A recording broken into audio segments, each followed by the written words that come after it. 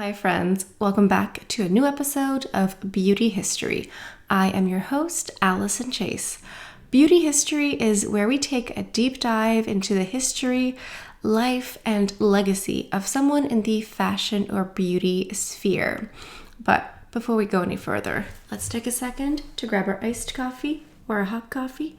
Let's take a sip and let's get started. Join me the first Friday of each and every month for a new episode of Beauty History, where we basically have a documentary on someone we talk about on a regular basis, but we don't really know that much about them personally.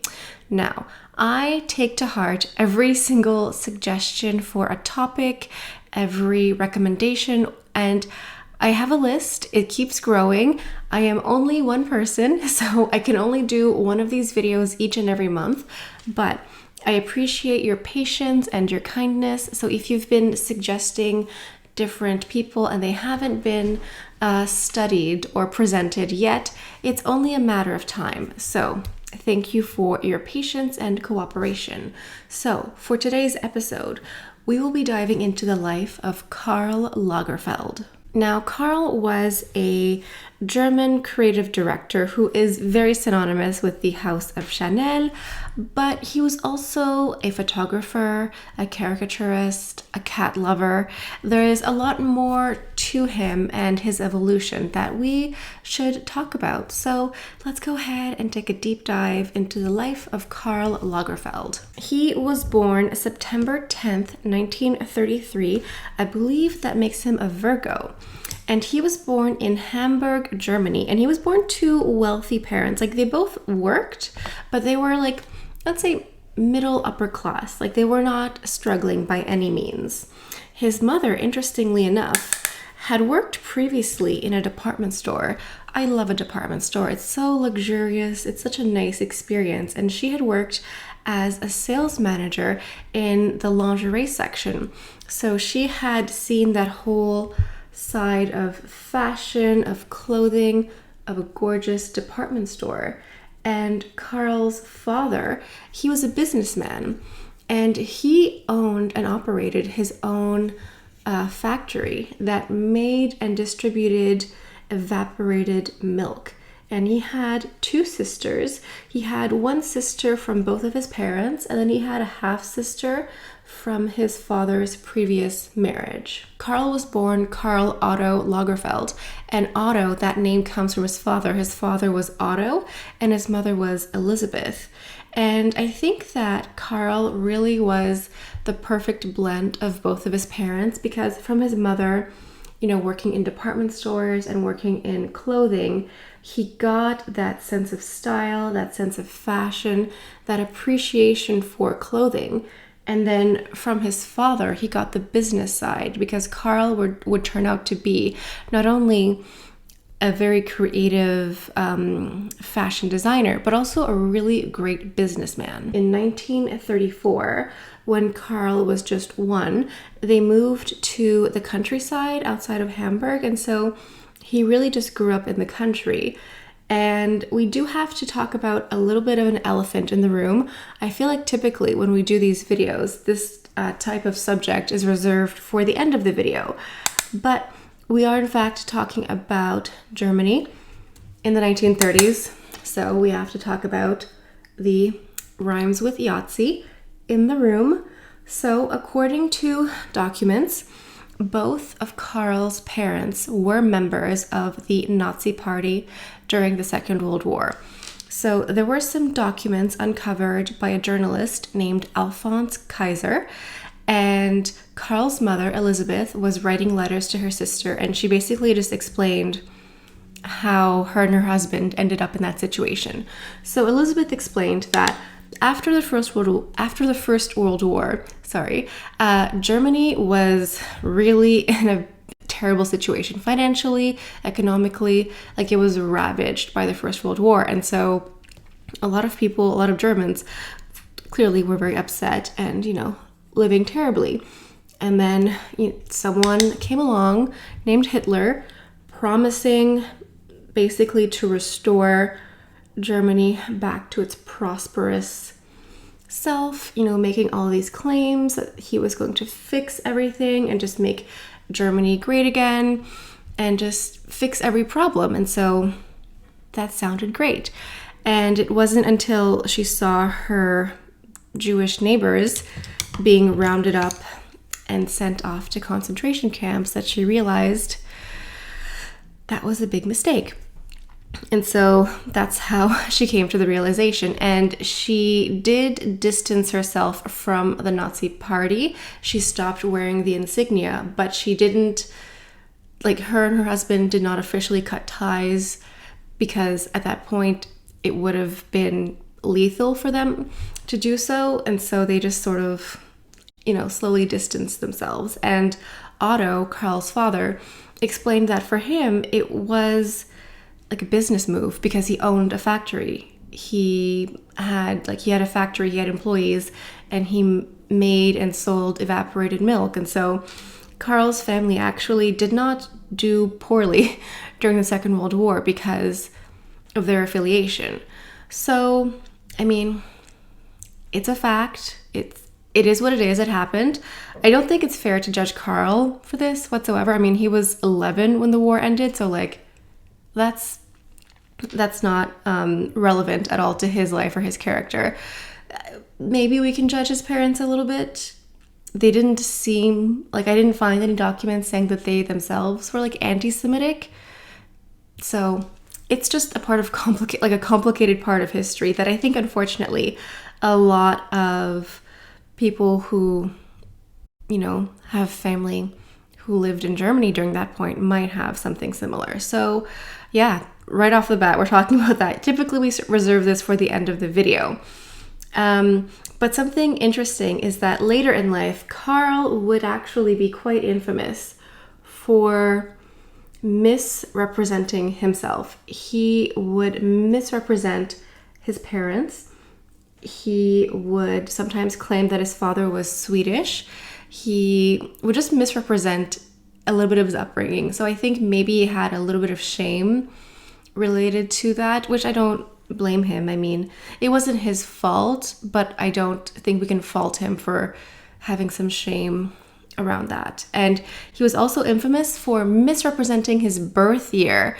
Oh my goodness. This was like a character trait for him, to just like pretend that he didn't, like, he would make public statements saying that absolutely no one knew how old he was, and it was like impossible to find documents. He said that he was neither born in 1933 nor 1938. And he would say that like it was impossible to know when he was born. I found out.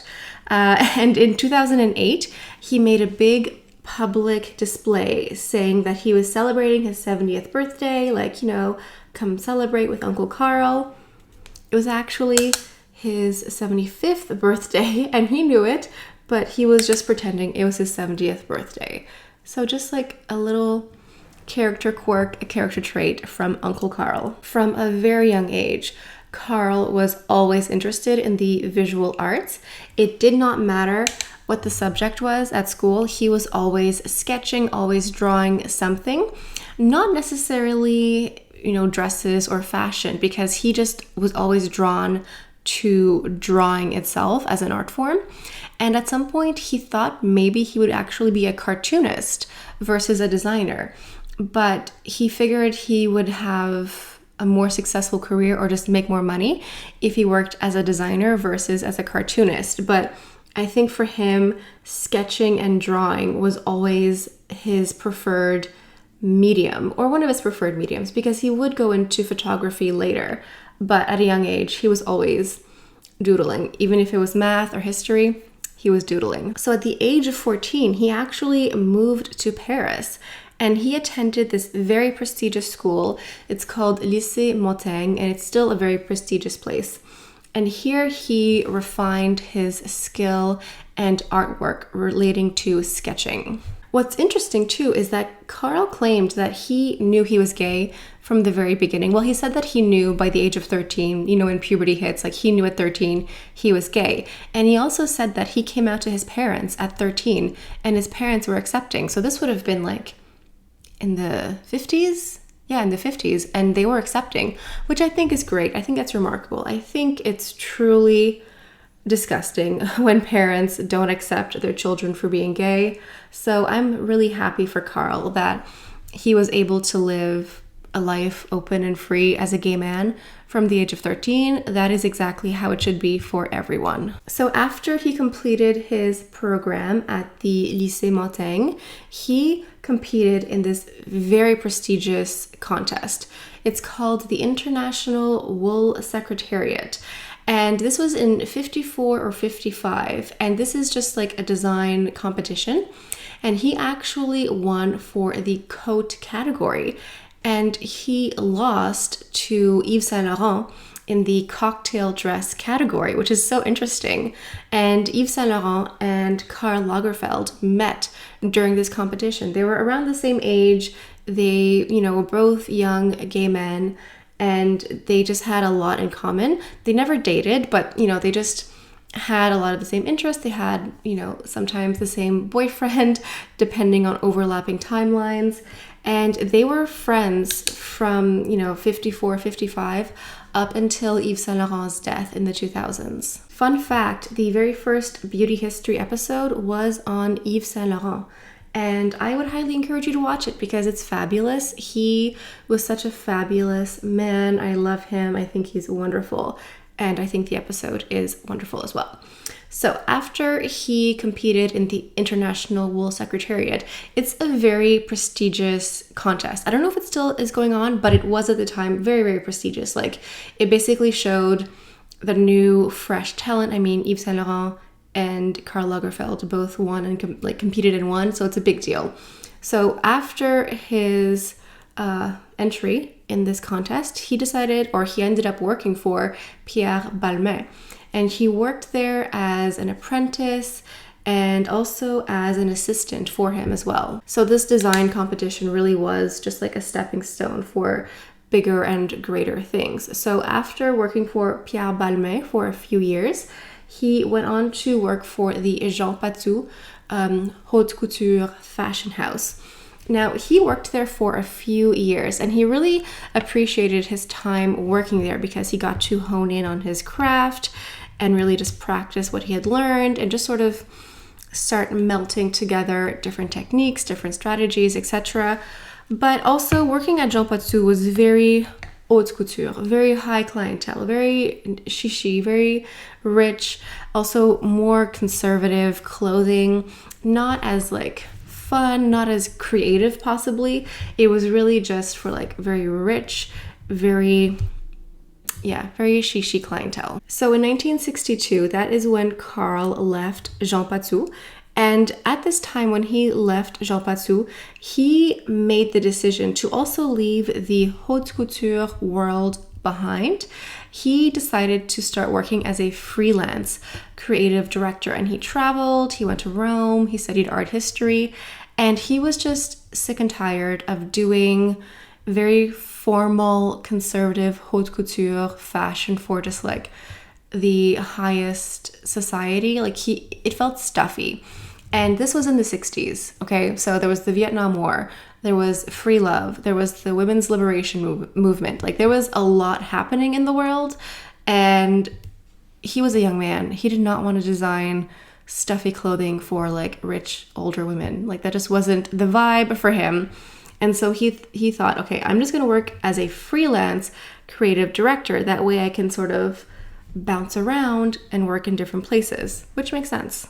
And it was really smart of him to do so because there was so much changing in society and culture that clothing was also going to be changing very shortly. So he just had an eye for what was going on in the world, and he just knew it was time to make some changes, time for him to just make decisions for his own career that wouldn't be relying so heavily on a fashion house, and just work freelance and just be more free with his career. So in 64, Karl started working for the Chloé fashion house, and he was able to work with the founder, Gaby Agion, and she really, encouraged him to take what he had learned in school and also take what he had learned working for the more formal, haute couture houses, and with his more creative side, just sort of merge them together. Take, the benefit, the good,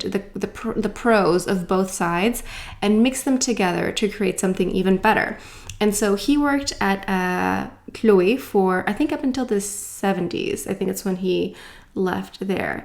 And he was able to transform Chloé from just like, a more elite brand that only the high society in Paris knew, to a more international brand. And Chloé is a brand today that people still know.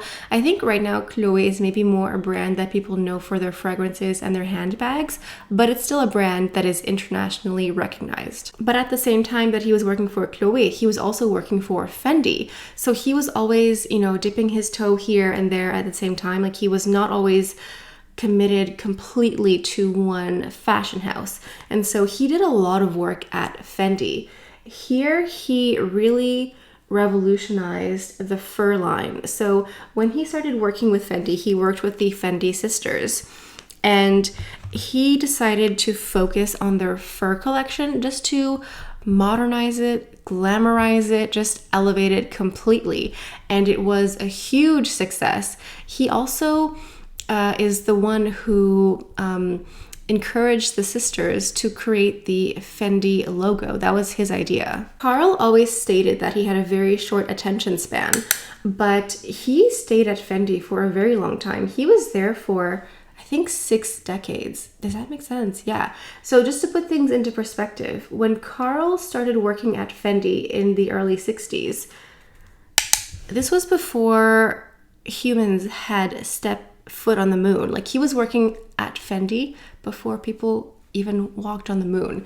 That's how long ago it was. Like, that's how long his relationship and work with Fendi was. Now, obviously, you cannot have a great career without having some great controversies. And one of them happened a little bit later in the 90s. So Karl decided to hire some sex workers and an adult film star and some strippers to walk down the runway for a fashion show. And people were appalled. Like, Anna Wintour of Vogue was there, and she walked out because she was so appalled by the whole display. I mean, that's something. And of course, he had a lot of criticism from PETA because he was using furs, and he was, he was doing furs for Fendi, that whole thing. So he had a lot of hate mail, I guess, from PETA. They were definitely not his fan. They did not like him. And a fun fact that I found out. So apparently, one time, PETA decided to attack Karl. They had these like tofu cream pies, and they wanted to pie Karl in the face. And this was at some sort of event, some sort of show, but there was some friendly fire happening. And so instead of hitting Karl in the face with a pie, they hit Calvin Klein in the face, like the American designer Calvin Klein. They hit him straight in the face with a cream pie, tofu cream pie. The funniest thing is, Calvin Klein doesn't use fur. I can't make this up. So in the 60s and 70s, Karl was just living his best freelance designer life. And in 84, that's when he created the Karl Lagerfeld brand. And he sold it to the Tommy Hilfiger group in 1995. But, he spent a long time bouncing around being freelance. But it wasn't until he started designing specifically under one brand that he became the Karl Lagerfeld symbol. That is when he started working for Chanel. In the early 80s, Karl was tasked with taking over as creative director for the house of Chanel. Now, if you don't know fashion history very well, you may think that that must have been like a great opportunity, like amazing, because we think of Chanel as we think of it now, when we think of Chanel as when it first started, very modern, energetic, very innovative, very chic. But at the time in the 80s, Coco Chanel herself, which we have done a whole episode on, and I highly, highly, highly encourage you to watch my episode on Coco Chanel. She had passed away like a decade prior. And to say that the house was dated, to be polite, is an understatement. What's fascinating is Coco Chanel herself, when she was in her high status, she was the emblem, the avatar for the modern, liberated young woman. However, as time progressed, so did she. And at the time of her death, at the time that Karl took over the Chanel brand, Chanel was synonymous with matronly, grandma, old, dusty. Like it was not what we think of Chanel now. He literally resurrected the brand, because to say that the brand was dying is incorrect. It was dead. Like it was old, it was dusty. It really was for your grandmother who was rich and who lived in Paris. That's who bought it. It was just stuffy, rich, conservative housewives. That's the best way to describe it. When you think of the expression, your grandmother's pearls, I think they were referring to Chanel pearls. That's what it was. That was the reality at the time. So many people told Karl not to work for Chanel. Like, it wasn't what we think of it now. Like, wow, amazing, good for you. No, people were like, I'm concerned about you and I'm concerned about your career. Don't do this.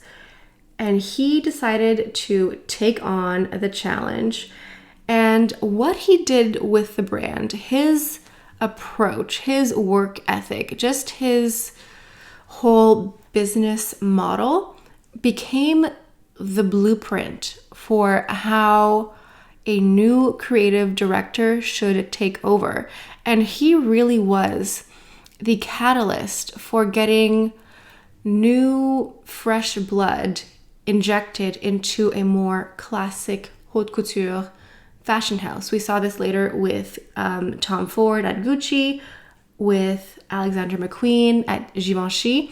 This really became the model to follow. What Karl did is he really thoroughly immersed himself in the brand so that he could become fluent in Chanel, so to speak. So he studied the brand the same way you would study history, or you would study a language, or you would study for a beauty history episode.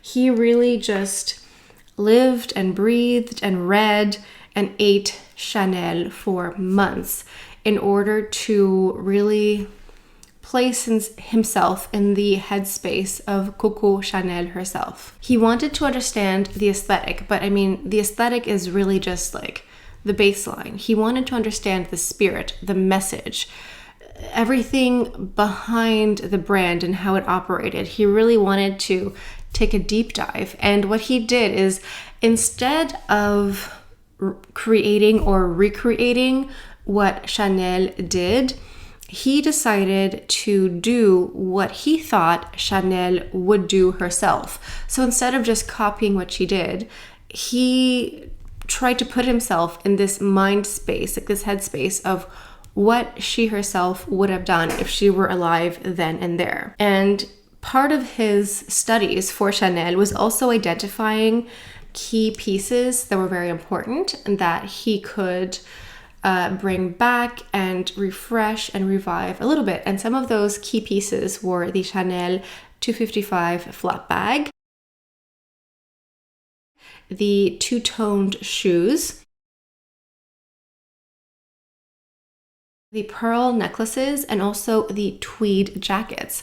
But he made some adjustments to them because, well, obviously things had to be adjusted and refreshed, but also this was the 80s turning into the 90s. And so the tweed jacket, for example, when it came out, it was a tweed suit. So it was a jacket and a skirt, matching ensemble, and the jacket itself originally was much boxier, a little bit more matronly. It was bigger, not as fitted, and longer.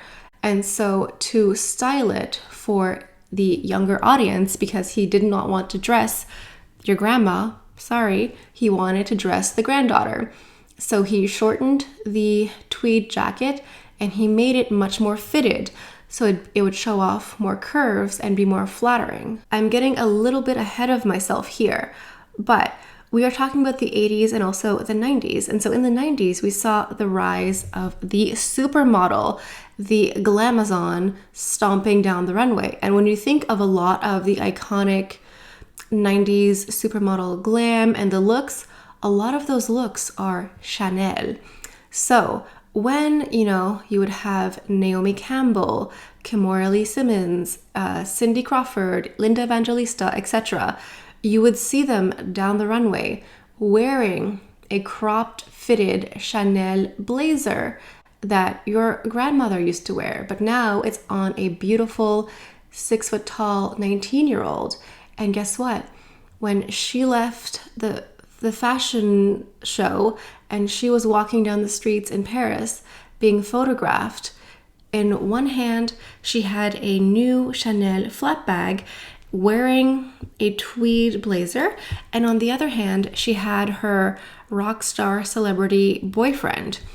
And so it just elevated and rocket launched a lot of these Chanel pieces, gave them a little bit of a fresh twist, and propelled them into pop culture. Something else that Karl did is the interlocking CC logo, Coco Chanel. A lot of people think that Chanel herself created this. No, it was Karl Lagerfeld. He decided to put this on absolutely everything because not everyone can afford a new Chanel 255 flat bag, but a lot of us can afford a compact, a lipstick. And so he put the logo on absolutely everything. And so that as well helped propel Chanel into pop culture in the 90s and make it relevant and make it literally everywhere and something attainable for more people. And it's shocking because this is recognizable. This is copied and, people put it on anything. You can get it on like any item on eBay or whatever. But this is instantly recognizable. You know exactly what it is. You know exactly the status. You know exactly how luxurious it is. And he invented this and he put this on everything. And it's truly remarkable what Karl Lagerfeld did for Chanel. Another thing that he did is he revamped the pearl collection. So Chanel pearls are very quintessential for the brand, but he decided to modernize them and bring them back because when you think of the expression your grandmother's pearls, it doesn't exactly scream youth or fashion. It kind of says a little bit old, a little bit matronly, but he brought them back in a very high fashion, trendy, youthful way. There are young women now who wear pearls. Like I have pearls. I have one that I should have worn today. But if you think of the movie The Devil Wears Prada, remember when Andy, played by Anne Hathaway, has her makeover? She's wearing Chanel and she's wearing a Chanel pearl necklace.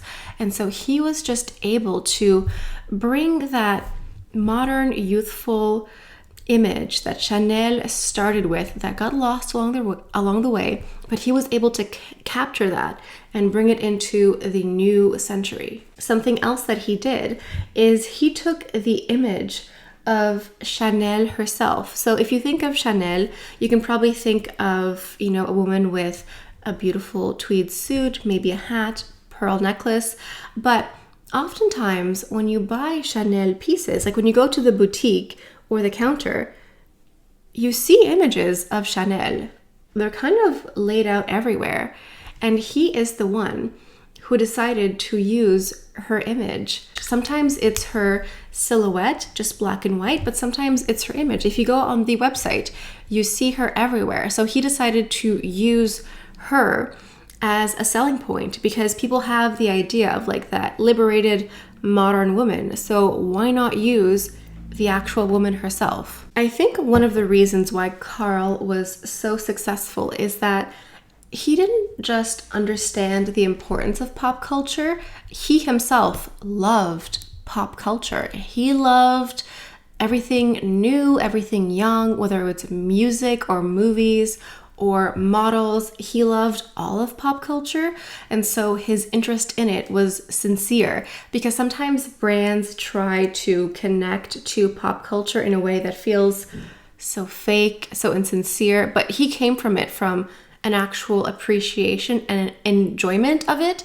so it just worked, and that's why he was so successful. And when I was speaking earlier about Karl being the blueprint for when a new creative person takes over at a fashion line, he was the creative director for Chanel, but he was literally involved in every single aspect you can imagine. He didn't just design the clothing and sketches. He was also designing the fashion shows, of course, and deciding which models, like he was hand selecting which models were going to walk down the runway. He was selecting which models were going to be in XYZ campaign. He was doing the photography for the campaigns. He was choosing who was going to be the ambassador for this perfume, who was going to be the ambassador for this lipstick, who was going to be the ambassador for this moisturizer. He was involved in every single aspect. And so when you think of Chanel having a clear vision, it's because Karl Lagerfeld had a very clear, distinctive taste, and he injected it into every single aspect of Chanel. He didn't just do the clothing and leave everything else to the wind.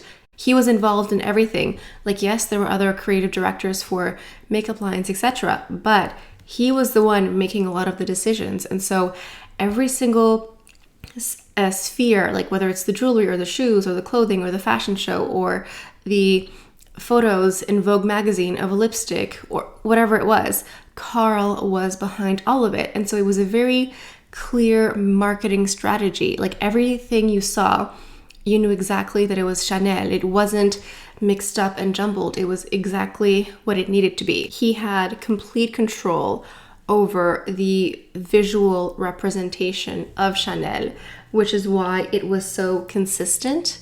It was clear across the board that it was Chanel and it was Karl Lagerfeld. And fun fact, Karl was also deeply into music as well as pop culture at the time. Some of his favorite girl groups were Salt and Pepper and also TLC. Apparently he photographed both of the girl groups, but I don't know if I actually was able to find any photos. When I heard that he had styled and photographed Salt and Pepper and TLC, I tried to find photos, but I couldn't find them. His love of music and pop culture also translated to Kylie Minogue and Madonna, and he actually designed some pieces for some of their concerts. I do think that I could spend an entire episode speaking on the 90s supermodel phenomena alone, and I touched on this earlier, but Karl, Chanel, and the 90s supermodel phenomena are all kind of intertwined. When you think of a lot of the iconic 90s supermodel looks, it's Chanel. And Karl loved, Naomi Campbell, Beverly Peele, Linda Evangelista, Cindy Crawford, all the names, Claudia Schiffer, the list goes on. And a lot of these women were muses to him. They were friends. And the energy, the creativity just sort of cycled into each other. A lot of the 90s looks were Chanel, a lot of the Chanel looks were very 90s and supermodel. So it just was so wonderful and creative and very collaborative. When we talk about Karl Lagerfeld being the blueprint for a creative director, he understood the assignment. He not only had a very clear visual representation for Chanel, but also for himself. At some point in the 90s and 2000s, I would say maybe more 2000s, he decided to transform himself, the man, Karl Lagerfeld, into the brand Karl Lagerfeld. And so he would present himself in public as the same sort of uniform, from the hair to the accessories to the clothing. You know exactly what he looks like, even if I never showed you a photo. So he took this whole marketing strategy to heart, and he became the Karl Lagerfeld brand. I really don't think that I can overstate the importance of Karl Lagerfeld at Chanel. If it wasn't for him specifically, this entire channel would look very different. This would be a different brand behind me. He brought back Chanel from the grave. So part of Karl the man rebranding himself into the brand was also a weight loss transformation. He lost a significant amount of weight in a pretty short amount of time. He lost about 90 pounds, I think, maybe a little bit more, in about a year, I think 13 months. And he had a diet book available that you can still buy today. I think his approach to dieting is a little bit more restrictive than mine. I think his attitude towards food and dieting, from my opinion only, seems very like punishing, very restrictive. You know, it includes like starting off with 800 calories a day for a few days, and like that's not really my approach. I mean, it worked for him. If he liked it, I love it for him. That is not for me, but it worked for him. And apparently he was also a Diet Coke fanatic. Like, I'm maybe addict, I don't know. Like, he drank at least 10 cans of Diet Coke each day. Yeah, like I love Diet Coke too, but like not that much. But it was like his vice. Like, he didn't smoke, he didn't drink. He just had Diet Coke from the second he woke up in the morning, literally all day long. That was his preferred drink. I mean, I get it. Diet Coke with lots of ice, it's pretty good. I actually love like an ice cold Diet Coke with like tons of ice and lime, like a good squeeze of lime juice. It's pretty tasty. I'm not gonna lie, but I don't think I could handle 10 cans of Diet Coke. I like coffee. I like iced coffee. But every now and then, a Diet Coke, it does some good. And of course, Karl infamously made some very mean statements towards Adele before she lost weight herself. I don't really know what he said exactly, but it's something mean about her weight or something. And allegedly afterwards, in a way of like retribution, Karl or the Chanel brand sent over like a dozen Chanel flap bags to Adele. The brand, like Chanel, would not deny or confirm the rumor, so that's that. Now, Karl never married, but he did have an 18-year-long relationship with a French socialite named Jacques de Bachar, and Jacques actually had a previous relationship with Yves Saint Laurent, and I think this was an affair that he'd had when Yves was already with someone else. A little bit of scandal there. But Jacques and Karl worked together for 18 years, and unfortunately, Jacques passed away from HIV in the 80s, in 89, and when he was, very sick, when he was terminal at the last part of his life, Karl actually had a second bed installed in Jacques' hospital room so he could spend as much time with him as possible, which is quite sad. And so after that, Karl had some relationships, but nothing significant compared to what he had with Jacques. So as stated, Karl never married, but in 2013, he got his cat, Choupette, and she is a fabulous, well-kept cat. He actually stated that if it were legal, he would have married Choupette. That's how much he loved her. And I have to say that this cat lives a much, much better life than you or I will ever live.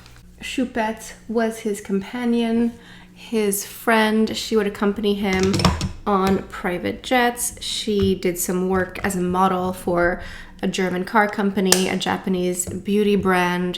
She pulled her weight a little bit in the Lagerfeld household, and her last name is Lagerfeld. Her full name is Choupette Lagerfeld, of course. It is rumored that Choupette Lagerfeld inherited around $270 million. If they need like a cat sitter, I could definitely do that. I mean, this cat lives such a good life. She probably poops in a Birkin bag. That's probably her litter box, let's be honest. Very sadly, in 2019, only a few years ago, Karl Lagerfeld passed away. He had suffered from pancreatic cancer. So, you know, it's really a tragedy and a loss for all of us that we lost Karl Lagerfeld, but also pancreatic cancer is not something that's fun to go through. So I'm glad he's at least at peace. And at his request, he had some of his ashes scattered with his mother's, and also some of his ashes were scattered with Jacques. Of course, Choupette Lagerfeld made a public statement and announced her period of grieving and mourning. And this is when she allegedly inherited $270 million as a cat. Karl was also an avid book collector. He had one of the largest personal collections.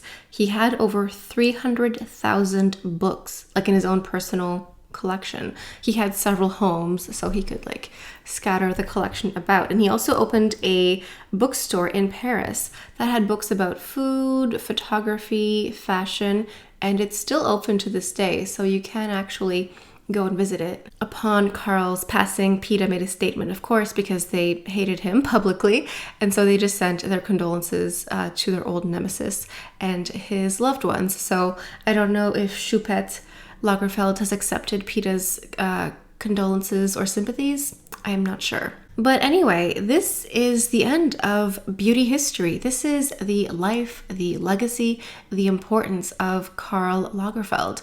You know, I have to admit that there was a lot about Chanel that I took for granted, that even though I did a whole episode on Chanel herself, there's just so much information out there that it didn't occur to me how important and how significant Karl Lagerfeld was in the beauty world. I mean, he was a fashion designer, but like, this is a beauty channel, and look at this. Like, clearly this would not look the same if it wasn't for Karl Lagerfeld. This channel would be completely different. And so it's just interesting thinking about decisions that people made that I was not connected to, 30, 40 years ago, and the effect it has on my life today. Very fascinating. So this is the life of Karl Lagerfeld. I hope you enjoyed it. Make sure to leave a comment. Make sure you're subscribed, because as I mentioned, there is a new episode the first Friday of every month. Leave a comment. Tell me what you think of Karl. What do you think of some of his more controversial moments in life? What do you think of his legacy? Leave a comment suggesting who I should talk about next. I will get to the list. There is a never-ending list. I am only one single human. I am a simple girl with Google, but I do my best, and I will certainly get to all of the requests for topics of conversation. So I think this is all I have for you guys for today. Thank you all so much for stopping by. Hope you have a beautiful day, and I'll see you next time. Bye.